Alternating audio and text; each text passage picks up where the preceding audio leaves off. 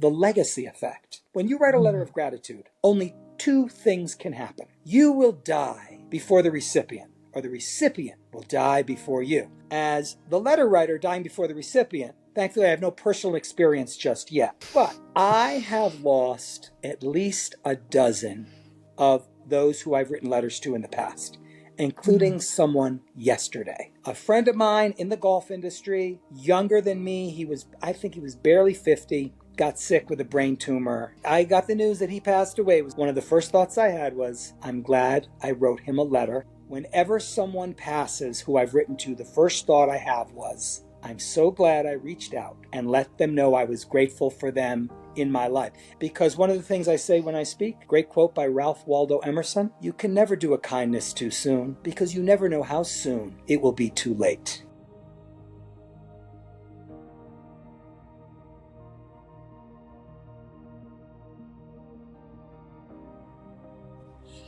Hello, everyone. Welcome to another episode of the Motion of Gratitude podcast. Again, I am so excited to be here with another guest. And, you know, this gratitude journey not only has introduced me to wellness professionals in different areas of holistic well-being, but it's also introduced me to people who have that same excitement and passion around gratitude and the impact that it has beyond just a basic use of gratitude. And I am so excited to introduce you all to Joel Zuckerman. Joel, thank you so much for being here. Thank you, Shannon. What a pleasure it is to appear on your podcast. It's going to be a nice conversation. Yes, I'm so looking forward to it.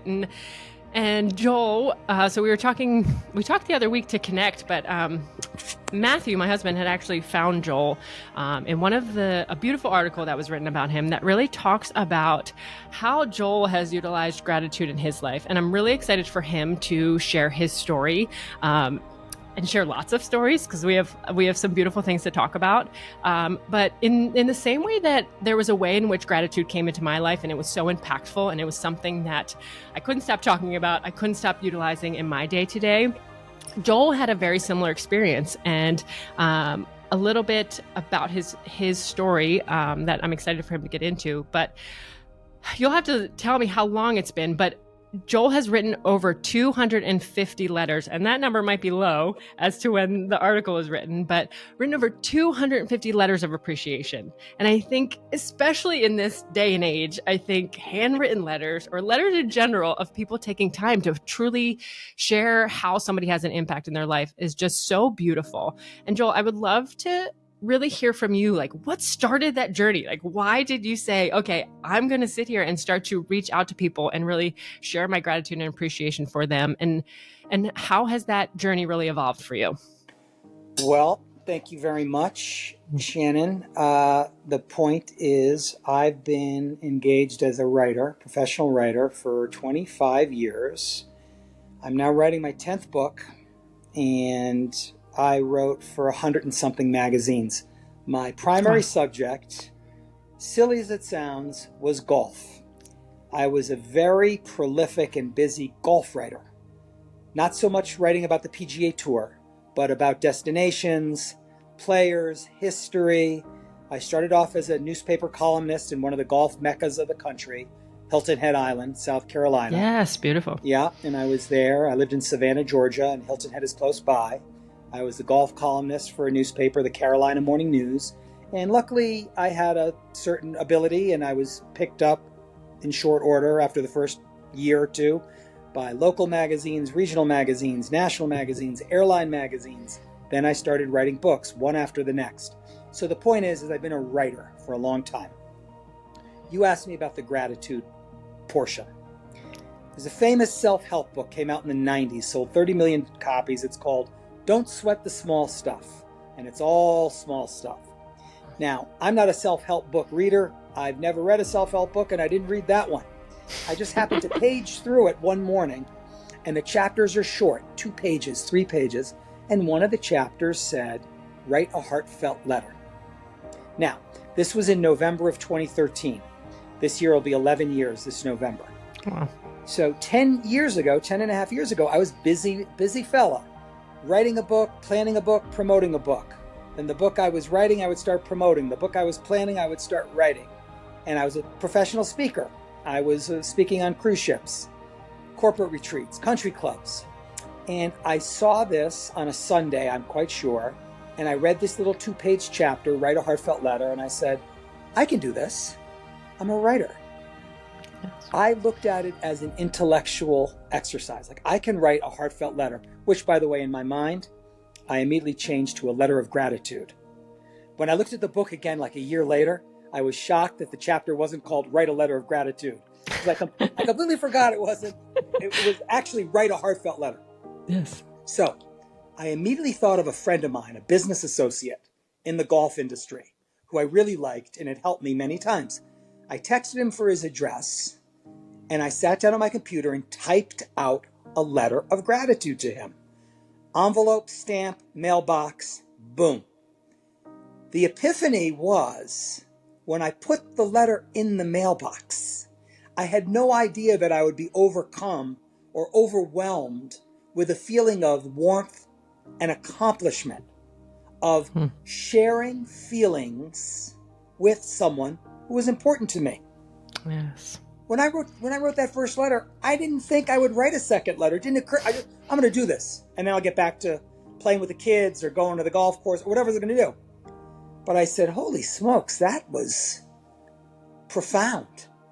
So a week or so later, I wrote another, then I wrote another, then I wrote my sister, then I wrote my brother.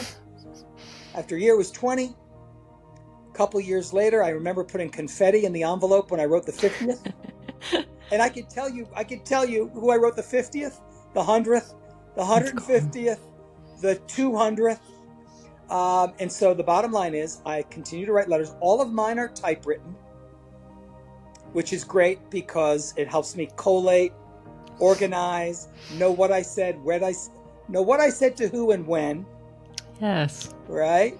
And yes. After I wrote the 150th letter, about 5 years in or so, 6 years in, I said, this will be an incredible book. I'm going to write a book called Grateful. And I decided right then and there, when I'd written the 150th letter, I was going to write 30 more to get to 180. And when I wrote the 180th letter, I published a beautiful 400-page hardcover book called Grateful. Not for public consumption. My first 8 books were for sale. Some sold well, some not so well. But Grateful was just for people who I had written letters to, and not all of them. I only printed 150 books, even though I had written 180 letters, because some of the letters were a little more transactional. Some of the letters were written to people with whom I had a business relationship. But I mailed out that book, Grateful, to at least 100, 125 people, and I handed it out to 30, 40 more here where I live, to people I'd written to locally. And it was a marvelous, marvelous project. So cool.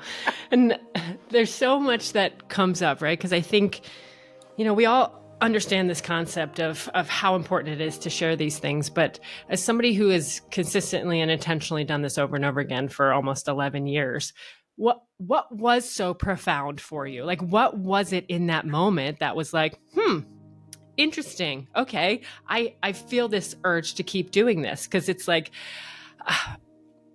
was it a physical change? Was it a mental change? Like, what was it? What was that feeling for you? Okay. Well, such a good question. First and foremost, I've never been a doer of good deeds. Okay. Right? Here I'm admitting to your audience of millions or thousands or hundreds or dozens, I don't really know, but I'm happy to talk to you anyway. I've never run a PTA bake sale. I never coached the girls in soccer. I never ladled a bowl of broth at a soup kitchen. I've done very little volunteering. I've done a little bit of fundraising, and I've been, reasonably philanthropic myself, but I'm not a volunteer. Hold that against me if you will. No judgment here, Joel. No judgment. So writing letters is my one-on-one way. Or sometimes I write to a couple. I've sometimes written a couple of group letters, but mostly it's individually couples. It's my way of connecting and showing a generous spirit. Beautiful. So one other thing I should tell you. I was born to write letters like this for 4 or 5 reasons. One, as I alluded to a moment ago, I'm a professional writer. Yes. I've got a wide vocabulary, and I have a way of writing comes easily to me, just like building a treehouse comes easily to some people, or putting in cabinets comes easily to some people.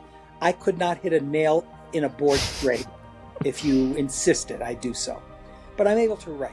And whatever innate ability I had was honed over 20 plus years, magazines, newspapers, websites, and books. Yes. Second of all, I have a wide circle, right? Don Corleone said, keep your friends close and your enemies closer. I have friends. I have a friend that I stay in touch with from 5 years old, right? Some people move through areas of their life.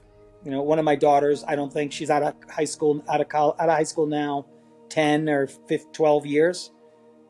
I don't think she stays in touch with anyone from high school, but I still have 15, 20 friends. I've been out of high school. My next reunion is going to be my 50th. Is that possible? Yeah. So I've got a dozen friends from 45, 6, 7 years ago. So A, I'm a writer. B, I know a ton of people because I keep them in my life. Yes. 3, as you can tell talking to me, I'm naturally effusive. I'm not dry. I'm not aloof. I'm not closed off. I'm not reserved. So if you combine someone who has the ability to write, who is effusive by nature, and knows a shit ton of people, and has a creative streak, writing letters scratches my itch. I like to reach out to people. It's almost always by complete surprise. Dear Shannon, this letter is going to come as a shock to you. But I want to tell you that you have been so important to me, blah, blah, blah, blah, blah. Yep. And it just makes me feel good to show gratitude, to express gratitude, to be proactively grateful in this way. Now, I try to be grateful in many other ways, but my jam is writing letters. And that's the subject of my new book, Gratitude Tiger, which will be out later this year. Beautiful. So we can move into that because there's a couple other things that I want to talk about, but I do want to talk about Gratitude Tiger. Because when we were talking the other week and you were sharing with me, and we won't give it all away because y'all have to read the book, but you were sharing with me pieces that were really important to you that you've called the 7 pillars of expressive gratitude. Yes. And don't have to go into all of them, but if you were to kind of give people an idea of what to expect, what has been something that you found that is one of these pillars or is important in this when it comes to expressing gratitude? Let me share the pillars with you. I don't have to belabor them. Getting a scoop. I won't belabor them. We'll go through them quickly. So my keynote presentation is called The 7 Pillars of Expressive Gratitude, or a subtitle is The Magnificent 7 Reasons Why Writing Letters of Gratitude Will Change Your Life. So let me go through the 7 pillars very quickly. Number 1, and I've made this abundantly clear, it makes you feel good. Why have I written 250 letters? How much is that in postage? I don't even want to ask. How many stamps? What's 250 times? I don't even know what a stamp costs. We buy those forever. Yeah, I don't even know what a stamp costs these days either. 5 or 10 of the letters I've put on someone's desk or handed to them. But the other 240 I put in the mail. Yep. And by the way, that's an important point. Mailing is very important. These are not texts of gratitude. These are not TikToks of gratitude. These are not emails of gratitude. These are not DMs of gratitude. They're letters of gratitude because, and I'll get to this in one second, receiving something in the mail is ceremonial. Yes, it's so special. Right? That's not a bill or a Valpak or a solicitation or a catalog. All right. Are you moving? So let me go through the 7 pillars. Number 1, it makes you feel good, the letter writer. Number 2 is painfully obvious. It makes the recipient feel good.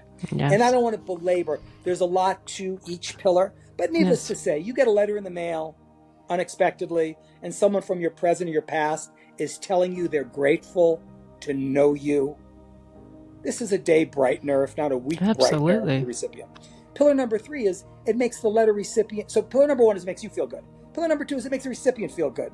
Pillar number 3 is it makes the recipient feel good about you, right? That too, yes. Most people want to be liked. Not everyone. There are dictators and misanthropes and hermits who don't care. But most of us would rather be liked.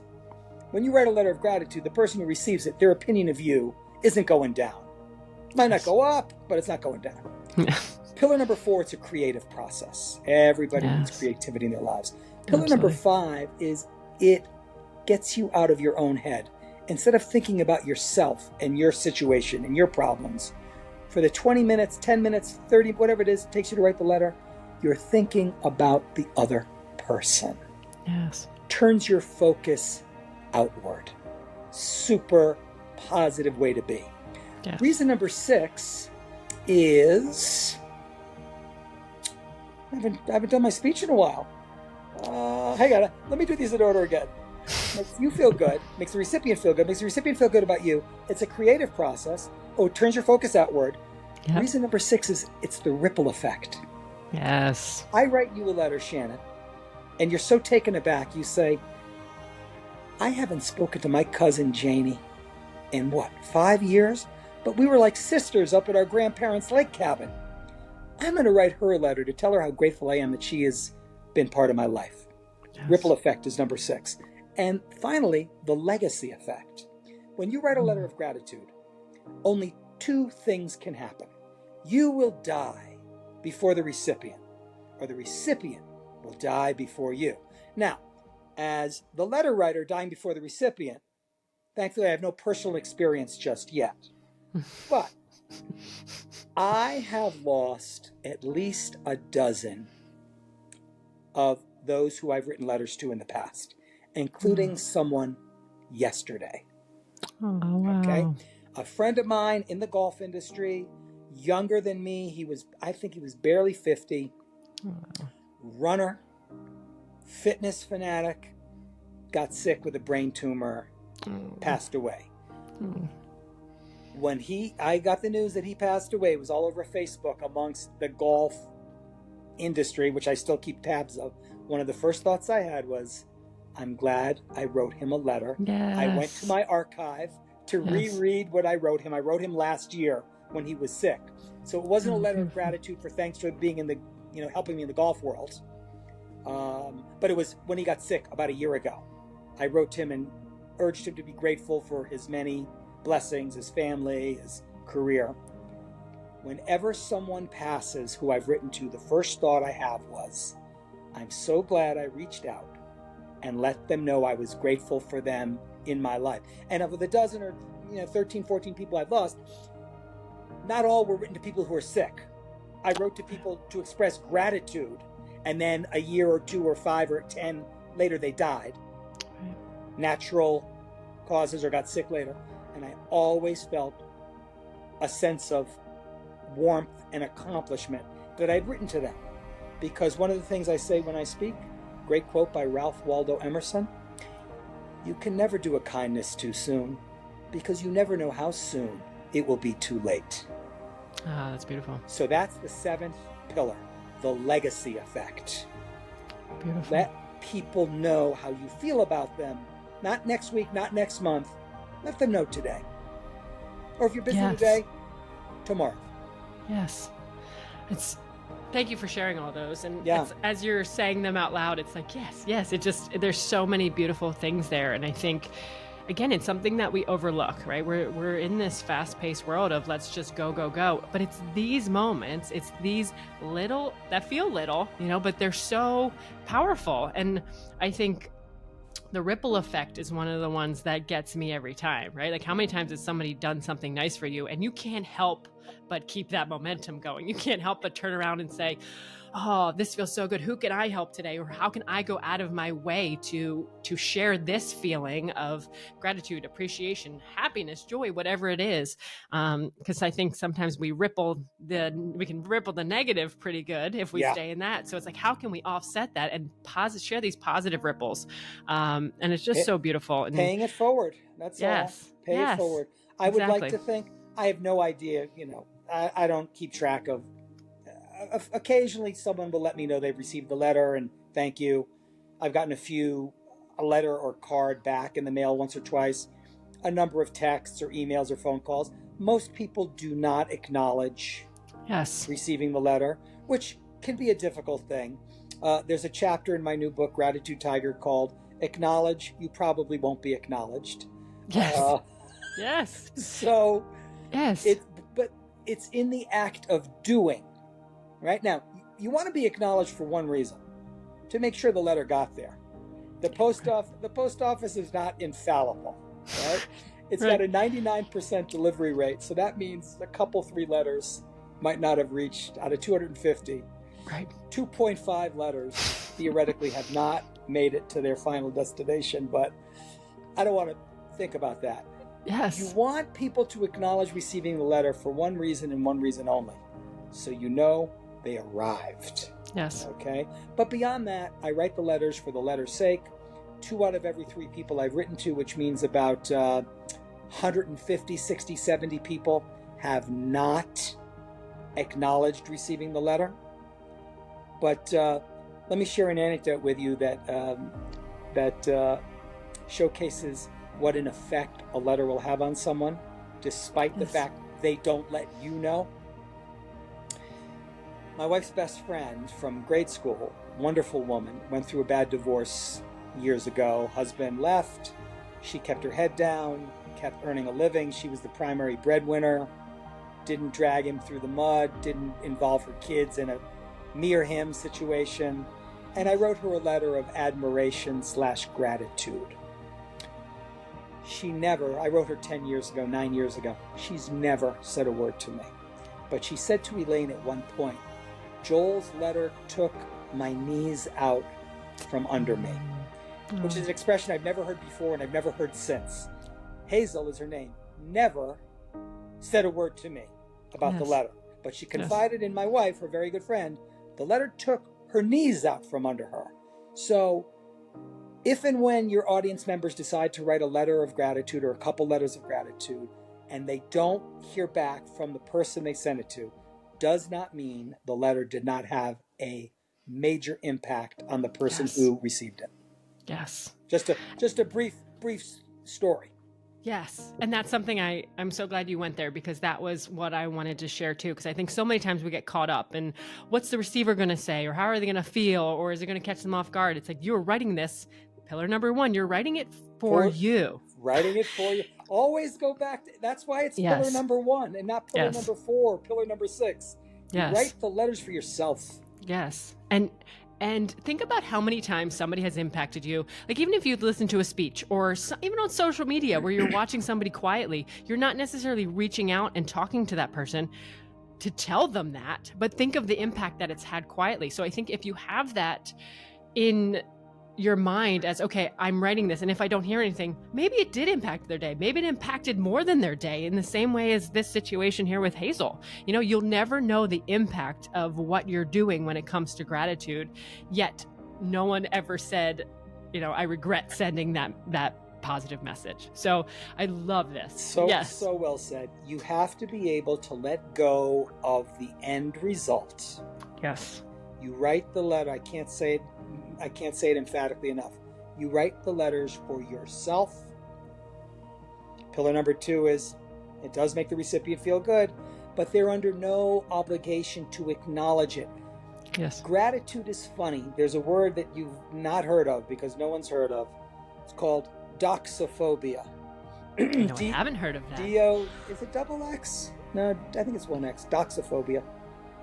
If you're doxophobic, you're not comfortable being praised.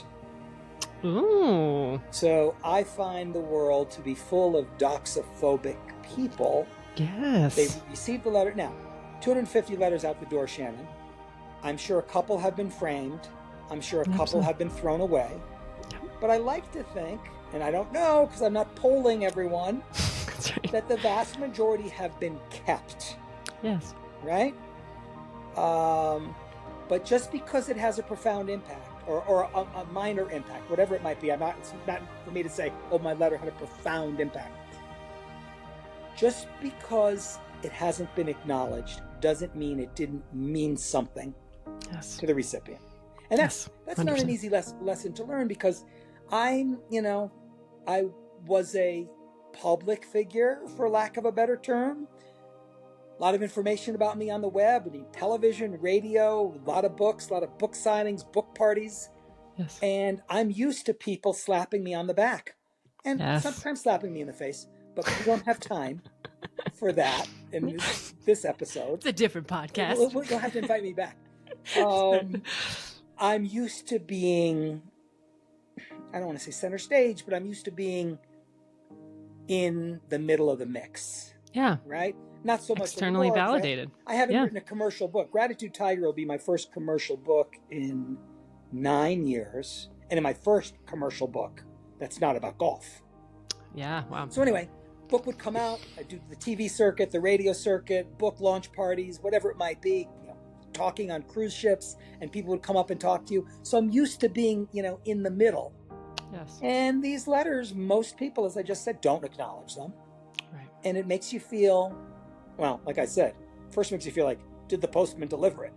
Yep. That's your first concern. Yes. But people, I've learned, and I'm not going to lie, it feels a little funny when you send off a letter and radio silence ensues. But you have to learn to let it go. And the fact is, you write the letters for yourself. Yes. And you're impacting someone who may or may not feel comfortable acknowledging your gratitude. Yes. You're doxophobic. Yes. It's a beautiful opportunity to try to practice internal validation instead of external. That internal validation, which is such a gift. It's such a gift, and it's a gift no one's ever given me. That's right. It takes practice. Practice is beautiful. That's it. Yeah. Okay, so Gratitude Tiger. Can you tell everybody what tiger means? Yes, I can. The chapter in my new book, Gratitude Tiger, there's a chapter, the chapter's called Gratitude Tiger. People assume me and Tiger Woods turned pro at the same time. We both had a good career. His career was 10 million times better than mine. Well, probably 100 million times better than mine. But Tiger turned pro in the fall of 96 and won the Masters in the spring of 97. And my first newspaper column came out on January 1st of 98. So we kind of grew up together. Yes. But Gratitude Tiger has nothing to do with Tiger Woods, despite my long golf writing career. Tiger is an acronym. It means tapping into gratitude engenders rewards. It's a fancy way of saying it's better to give than to receive. Yes. When you give gratitude liberally and often, you will be rewarded for doing so. So Tiger means tapping into gratitude engenders rewards. And by the way, how lucky am I when I went looking for website domain names that gratitude was already taken. Grateful AF was already taken. You were protected, Joel. Gratitude supported. Gratitude dude was already taken. I couldn't have any type of career now. I'd be mortified. But at the time, 2 years ago, I'm like, hey, that's pretty good. How about gratitude? So I knew Tiger was my acronym, tapping into gratitude engenders rewards. And then I go, wait a second, gratitudetiger.com. Yes. Now it's a little redundant, right? Gratitude, tapping into gratitude engenders rewards, but the phrase gratitude tiger, I knew would not have been taken because it's too esoteric, and B, you'll have to. I'll ask your opinion. It's kind of catchy, gratitude tiger. So, and I think the other idea that it kind of creates is like, in the same way. So my husband and I heard this phrase from somebody, and it stuck. It's aggressive patience right? So people think of patience as something that's like, so aggressive patience is when you're taking action in the patience. And when I think of gratitude tiger, it's somebody that's proactively experiencing gratitude. They're not waiting for gratitude. They're out, bringing things to life. So it also gives very much this vibe of the proactiveness and you're right on top. And let me add this, my tagline, my website's always under some sort of construction, but it used to say Gratitude Tiger, fiercely grateful since 2013. 2013 being when I wrote the first letter. But you just touched on something very important. Proactive versus reactive. Yes. Okay. So to elaborate on that for a moment, everyone in the world is reactively grateful. Yes. Reactively. You get a benign medical diagnosis. Oh my God, I was so worried. I'm so grateful. Yes. Turbulent flight, land safely. Oh, so grateful. That's reactive gratitude. That's adrenaline-fueled gratitude. Every person on the planet, from the Bushmen and the Kalahari to people under siege all over the world, they have little moments of reactive gratitude. Yes. Oh, I got a decent meal. Proactive gratitude, that takes a little bit of doing. That takes a little bit of learning and attempting. Just like trying to stay in shape, just like trying to improve yourself intellectually, just like making an effort to eat right. Being proactively grateful is something you learn to do, but there's a huge difference between proactive and reactive grateful. And another word for proactive gratitude is expressive gratitude. Yes. And there's an expression I like by the famous writer Gertrude Stein, who says, silent gratitude isn't much use to anybody. Yes. Sums it right up. Yes. You can be grateful in your head and in your heart, but unless you express it, you're not getting full value for yourself or the person that you're feeling gratitude towards. Yes. It's so beautifully said. And I think what comes up there too, and everything, this is what I run into with people all the time, and even having a conversation around it. It's like this idea of us not being good at proactive gratitude and it requiring practice in the same way we exercise, in the same way we, focus on our nutrition. There is this intentional, consistent practice that allows us to further develop those muscles and those skills, but we all feel like, oh, I should know how to do this because I've been told since I was born that I need to be grateful. So it's like, there's almost like this guilt and shame that comes up with it where it's like, oh, I'm grateful. But there's this beautiful difference between the reactive and the proactive, and the way that you just described that was beautiful. So thank you. Thank you. I appreciate it. It's close to my heart. And when I talk to people, when I talk on a podcast or do a speaking presentation, one of the first things that people say to me is, you're very passionate about this. And my life has changed a little bit. I'm not going to say I'm a different person. You ask my wife, my kids, they will give you a laundry list of my horrible qualities. And luckily, we don't have all day to talk about them. A few of them alphabetically might be angry, belligerent, competitive, despondent, envious, fearful. No, I'm just impressive that you can rattle them off like that. I'm just cribbing from my keynote address. I go funny. A through J. That's when I funny. talk about people having bad qualities, I'll say something like, everyone is full of bad qualities. These include, but are not limited to, and alphabetically speaking, anger, belligerence, competitiveness, despondency, envy, fear, greed, hubris, intolerance, jealousy. And that's just A through J. So my point is, I'm going off track. I say when I speak, by adding gratitude to the other side of the coin, to the other side of the scale, right? Picture scales of justice, right? Yep. We'll call them the scales of human emotions. The left side, we all have these bad qualities. If you can add gratitude to the right side of the scale, it helps to ameliorate some of the negative qualities. So in my case, when I'm in low moments, I'll think, I'm not much of a husband, not much of a father, a grandfather, a friend, a writer, a speaker, a golfer, a skier, but at least I'm grateful.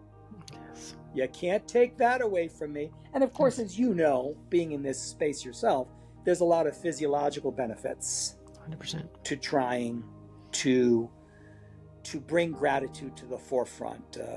For people who don't know, and anyone who's listening to this podcast probably does know, but you can have a sense of calm, you can lower blood pressure, you can reduce rates of cortisol coursing through your brain. As someone said to me once, it's hard to be angry when you're grateful. It's hard to be fearful when you're grateful. So when you bring gratitude first and foremost into your mind, top of mind, it has a lot of positive effects on your whole being. Yes. You know this. Yes. I love chatting with other people who are on that same experience of it, right? It's like, it's very different to talk about it versus experiencing it. And I think that's what you and I are both so passionate about. And I love having this conversation. It's like you meet another vegan in the PTA. Exactly. Well, let's get together and have bean dip. Yes, we have things to chat about on a deeper level. So on top of all of this, you've had to tap into your practices of gratitude maybe a little bit more intentionally the last couple months. 2 months. Yeah. So Joel, I would love for you to get into the story, but Joel was in a very horrific accident while he was traveling in Peru. So Joel, maybe you can share with us a little bit of what happened and how, obviously having had an intentional gratitude practice beforehand, how has that really helped in these last 8 weeks? All right. Well, thank you for that. And by the way, let me preface this by saying there's a chapter in the new book, Gratitude Tiger, called Grateful When the World is Hateful. And the beginning of that chapter, there I was in Peru. And this is what happened to me. And I'll tell your listeners the story in a minute. But after I go through my trials and tribulations, I say, you know what? No one's playing the world's smallest violin for me, right? I'm stuck on a couch. I can't play golf or ride my mountain bike for a couple of months. Whoop-de-doo. Here are some people who would trade places with me in a heartbeat. And I detail the stories of friends of mine, friendly acquaintances, one fellow who lost his son, 18 and under ski champion, to a ski accident. Another couple I know here in town who lost a battle for their 11-year-old daughter with pediatric sarcoma, soft tissue sarcoma. 11 years old, she passed. And 3 other people in my orbit who, a friend of mine from summer camp, 50, how long ago is that? 55 years ago? She's in her 6th year of ALS. All she can do now is communicate with her eyes. Wow. And I talk to these people and I ask them in the chapter, grateful when the world is hateful, how they find the gratitude in their circumstances. So it's profound stuff. Yes. My friend Pam Graboff, the girl with ALS in particular, she's absolutely astonishing.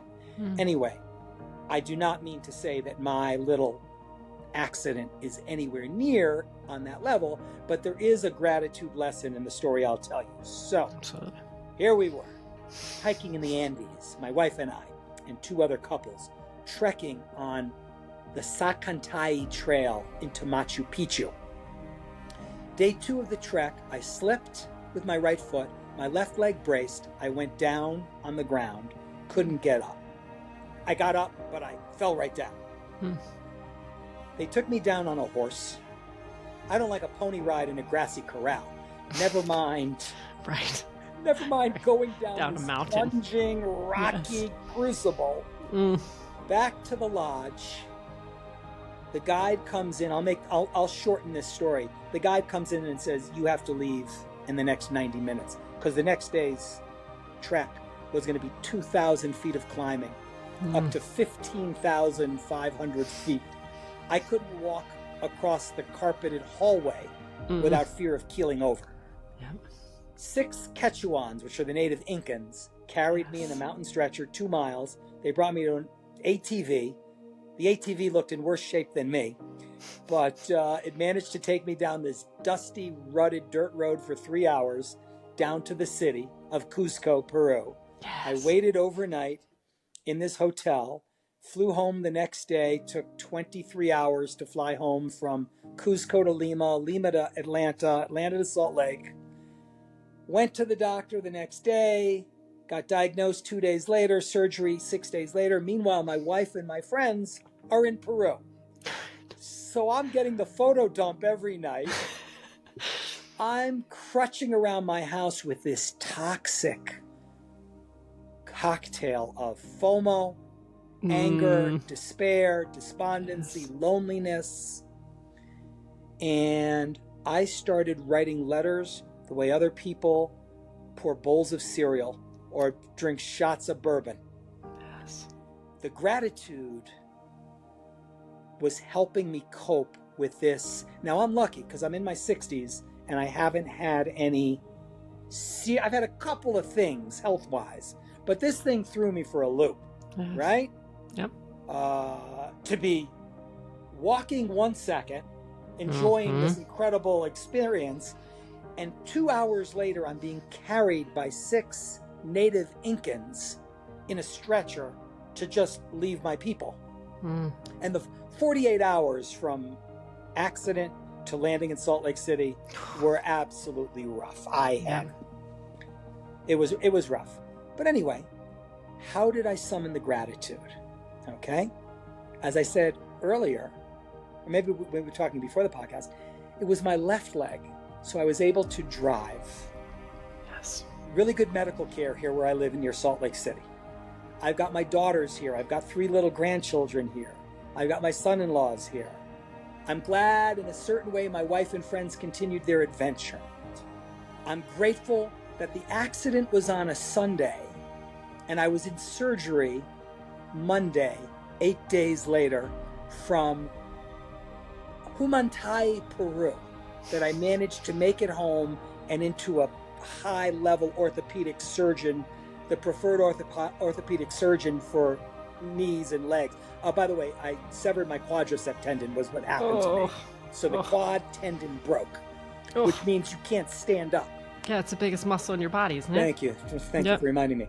Anyway, point being, I was grasping at straws of gratitude to keep me sane, to keep me in balance. And I'm not as bad as my legs were out of balance. Emotionally, I was out of balance too. But Absolutely. The gratitude, it's a huge mental impact. The gratitude helped me by outlining the things there were to be grateful for. Well, I'm not dead. Yes. It's not life-threatening. I've got family nearby, good medical care. I can drive because it's my left leg, not my right, etc., etc. And Shannon, I typically write 2 letters, maybe 3 letters of gratitude a month. I knocked out 5 in 10 days. I just had this emotion coming out of me. Yes. And this will be, when I look back at my archive later, it'll be like, oh, this was my injured period. Yes. Picasso had his blue periods. Exactly. Yes. I had my injured period. Any letter I wrote in April and May of 2024 was, oh, Bill, I got to tell you how grateful I am to know you. I'm stuck at home. My wife and friends are in Peru, and I've been meaning to write you for a year. Whatever I said to whoever I said it. Yes. So, anyway, it's. Thank you for sharing the story, and I think that's one of the pieces that is so powerful for me with gratitude. Is it's when life is intense that it actually, you can feel the impact of it more because you can almost feel the shift from the anger, from the fear to this space when you allow yourself to sit in it. And like you said with one of the pillars, it gets you out of your head because, 8 weeks on the couch, that is mentally, like you said, you're somebody who goes, you mountain bike, you golf, you do all these things. So as somebody that goes, the mental impact is huge. Well, let me interject. Yes. The day before we left for South America, the day before, I finished my 50th year on skis and a snowboard. Wow. 50 years. Wow. Now, I always made it down off the mountain under my own power. Some days a little worse for wear. I got myself in some tight spots, literally literally and the words of, what's the word I'm looking for? Figuratively? Thank you. Yes. Thank you. I'm starting to show my age for a professional speaker. My vocabulary is starting to slack. Not at all. I love literally this. And figuratively tight spots. Yes. Over the years, from a hubristic, devil may care teenager to someone in their 20s to someone in my 50s and 60s who started to get into spots maybe I shouldn't have. But I always made it off the mountain. I've been on a mountain bike for 25 years. There's not too many sports more dangerous than mountain biking. Seriously. And I have undergone just superficial trauma in my mountain biking career. But to screw myself up like this, hiking? Are you kidding me? So it took a lot out of me. It took a lot out of me mentally, physiologically, emotionally. And I'm on the couch still. I'm in PT. I told you earlier, I'm wearing out the arm bicycle at the gym. Yes. There's nothing more dreadful and more soul-sucking than an arm bicycle. But I listen to various... faster and faster, though, I bet. I listen to various podcasts, and I close my eyes so I don't have to watch the timer tick down second by second. And I'm making the best of it. But like I said earlier, compared to some of my friends and most of the world, there are billions, with a B, billions of people in this earth who would happily change places with me and my... All right, so I don't sleep that well and I'm not playing golf. Boy, oh boy, we should start a charity drive for you. So I have to keep things in perspective, and the gratitude has helped me. And by the way, if any of your listeners want to read about this story in its full volume, go to the magazine Ageist, Ageist, ageist.com, and go back it's a digital magazine, so go back about 4 or 5 issues, and you'll see me on the cover, Joel Zuckerman, Gratitude.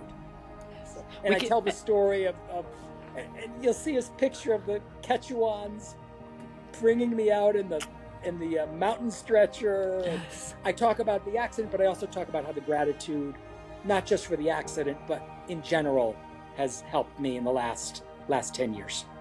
Yes. And I have the link to it, so I'll share it with you all as well in the show notes, so you can read it. And I think, that's how we got in touch. I mean, your husband saw it and reached out, and here we are. And I think you're even smiling in the picture of you on the stretcher. Is this? Do I remember that correctly? I was. What it was like? That was, other than my wedding day, probably the worst moment of my life. No, that was just a joke because I just heard my wife walk into the house. Shannon, it happened so fast. Yeah.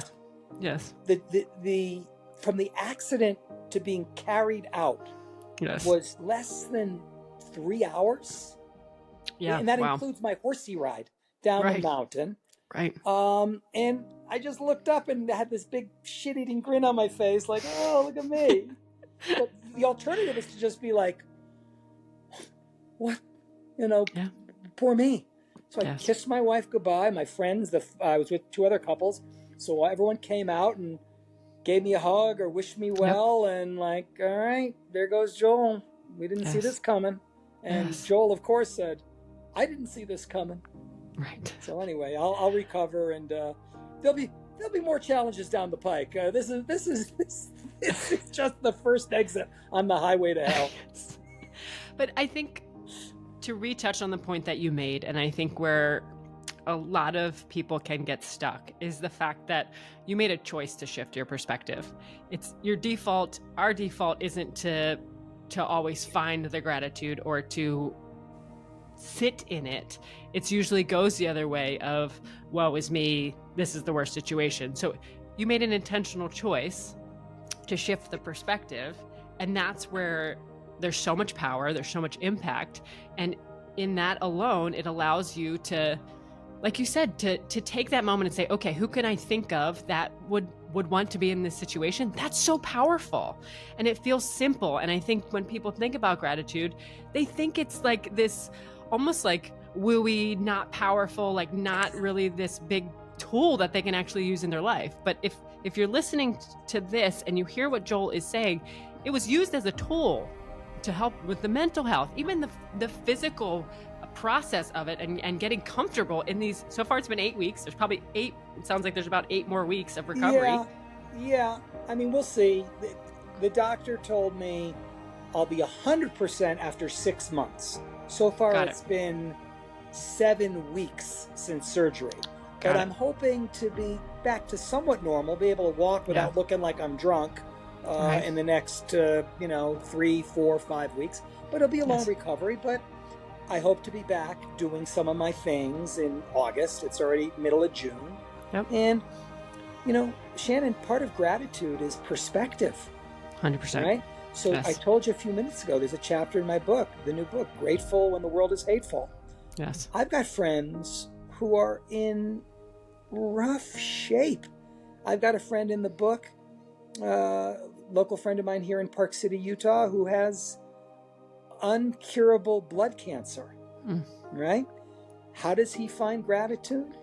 He, besides the support of his family and, whatever, he has thrown himself into helping the Israeli hostages still held by Hamas. Wow. He is finding gratitude and meaning.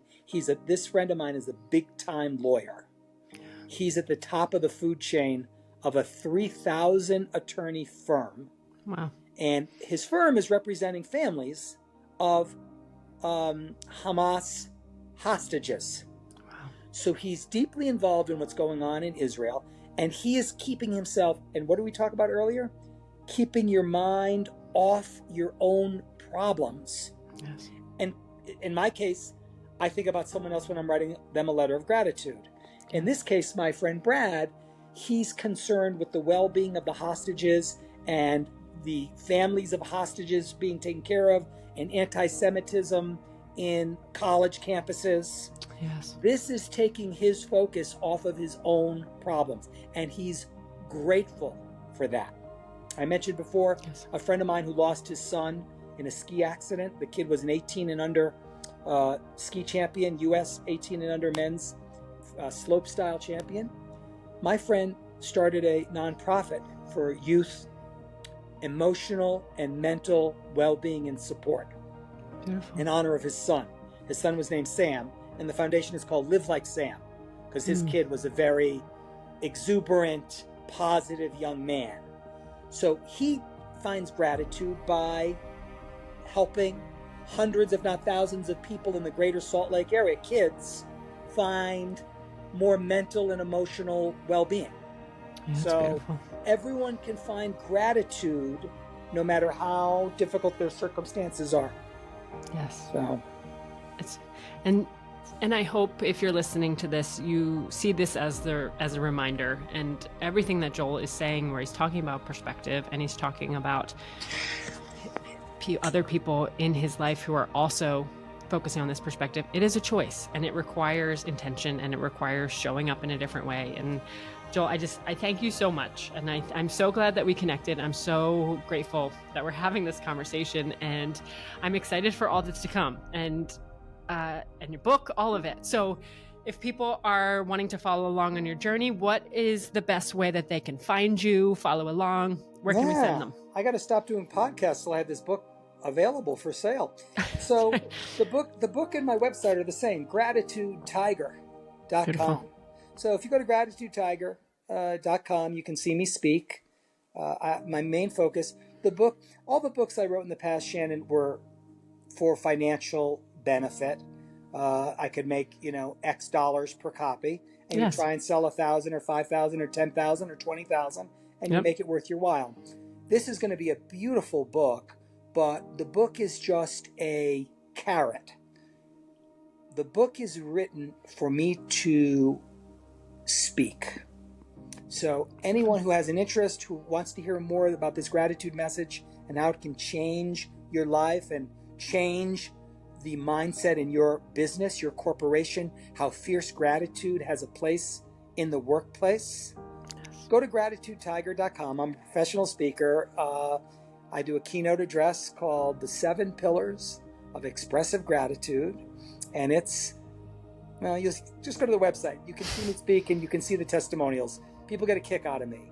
I bring a lot of energy, a lot of humor, a lot of profound and thought-provoking commentary to how being grateful, proactively grateful, can change your life. And the book, Gratitude Tiger, will be out later this year. And I'm happy to share this message with whoever has an interest in hearing it for their association, organization, corporation. I'm kind of past ladies' lunches and Rotary clubs. But that's how you start, man. Yes. I started off writing for the Carolina Morning News on Hilton Head, and I ended up within 10 years with 2 Book of the Year awards in the golf business, and working for Sports Illustrated and Delta Sky Magazine and Continental. So I started off speaking to ladies' luncheons and Rotary clubs, and I ended up on cruise ships, corporate retreats, high-end country clubs. And then I said, let's not talk about golf. Let's talk about gratitude. Let's flip the script. Let's flip this damn script. So Yes. go to gratitudetiger.com and you can find out more than you ever want to know about me. And if you have any interest in my golf, my long checkered past in golf, attached to gratitudetiger.com is my old website, vagabondgolfer.com. But that's what I did, not what I do. Beautiful. Thank you so much, Joel. Thank you for being here and for sharing your message. And everybody, we will make sure that everything is there in the show notes. So you can follow along, you can head to the website, and you can learn more about Joel and everything that he's doing. And he's fiercely expressing gratitude. It's just beautiful. Fiercely grateful Yes. since 2013. Yes. You're a pleasure. You're an absolute Thank you. pleasure, and I'm so grateful we got hooked up. Me too. And let's talk again. Yes, let's do it. All right. So thank you so much, Joel. Everybody, I hope you have a beautiful rest of your day. And I hope you always remember there is more to life than going through the motions. And we look forward to talking to you next time. Bye.